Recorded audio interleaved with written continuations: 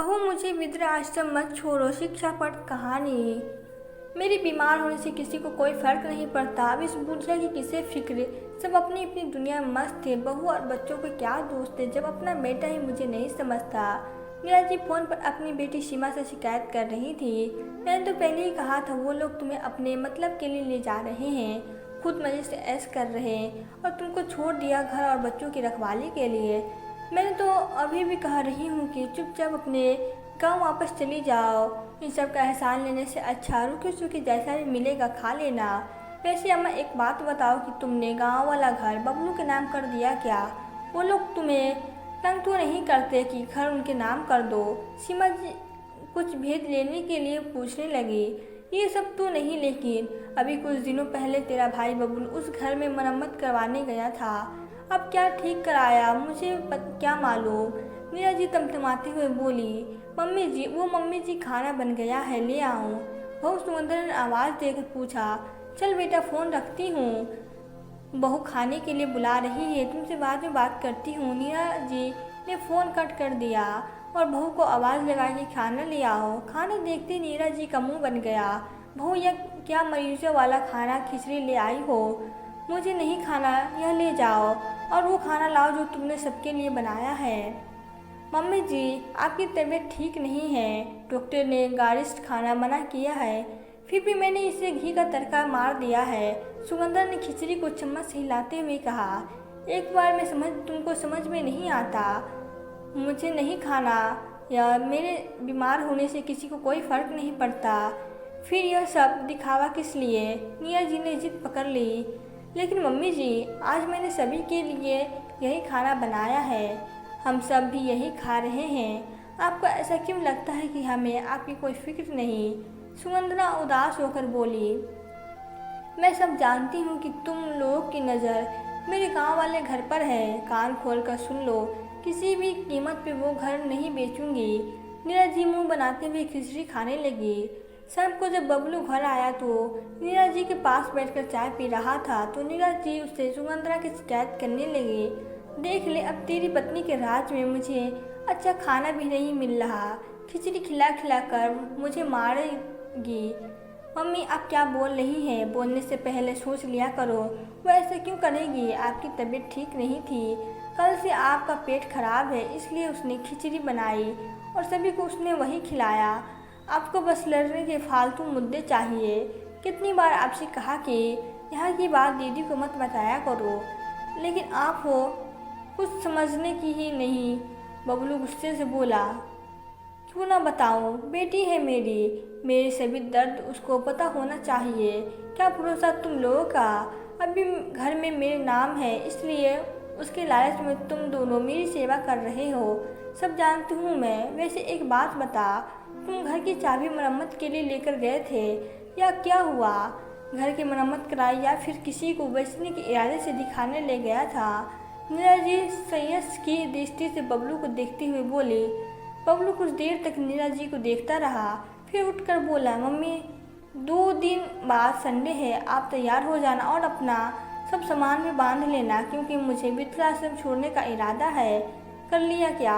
नीरा जी ताने मारते हुए बोली। बबलू ने नीर दृष्टि से नीरा जी की तरफ देखा और बिन कुछ कहे वहाँ से चला गया। नीरा जी शुरू से ही बहुत तेज तरह स्वभाव की थी, अपने ससुराल वालों से भी उनकी कभी खास नहीं बन पाई, करती वही थी जो दिल में आए। बबलू के पापा ने गांव में अपनी पुश्तैनी ज़मीन पर घर बना लिया और रिटायरमेंट के बाद नीरा जी के साथ वहीं रहने लगे। बड़ी बेटी सीमा और बबलू की शादी भी उसी गांव में से की। बबलू की अपनी नौकरी थी, इसलिए वो परिवार के साथ शहर में बस गया। सीमा की शादी वहीं पास के ही गांव में जमींदार के बेटे से हो गई। अब वो राजनीति से सक्रिय हो गया। पापा के मरने के बाद बबलू नीरा जी को अपने साथ ले आया, लेकिन नीरा जी सुगंधरा के साथ सामंजस्य नहीं बैठा पा रही थी। उनको लड़ने के लिए मुद्दे नहीं मिलते तो बना लेती, जैसे तुम्हारे शहर का दूध बेकार है, मलाई ही नहीं आती, दही बहुत खट्टा रहता है और सब्जी फल भी बासी है। पता नहीं कैसे तुम लोग इतने छोटे से घर में रहते हो। शुरू होते ही ख़त्म हो गया। यहाँ सब मतलबी लोग हैं, बच्चे अगर पास आकर बैठे तो उनसे ही सुगंधना की बुराई करने लगती। तुम्हारी मम्मी को कपड़े पहनने का ढंग नहीं है, खाना अच्छा नहीं बनाती, तुम लोगों को छोड़कर अपनी सहेलियों के साथ पार्टी करती रहती है और भी न जाने क्या क्या, इसलिए बच्चे भी दादी से दूर ही रहते। सुगंधना और बबलू कितनी भी उनसे बारे में अच्छा सोचे, उन्हें लगता कि यह सब उनकी प्रॉपर्टी के लिए कर रहे हैं। और कुछ हद तक उनके दिमाग में यह बात उनकी बेटी सीमा ने भी डाल दी थी। 2 दिन बाद बबलू, नीरा, सुगंधना और बच्चों के साथ निकल पड़ा।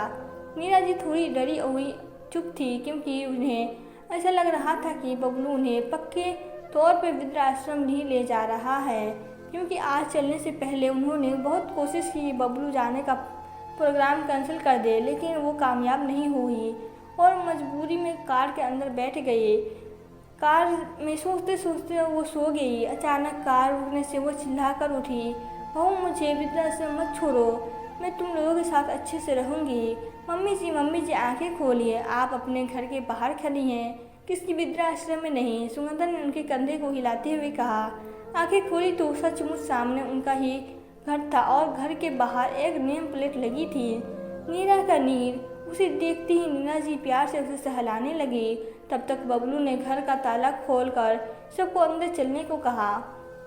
अंदर जाने पर नीरा ने देखा कि उनके पुराने घर की कायाकल्प ही बदल गई।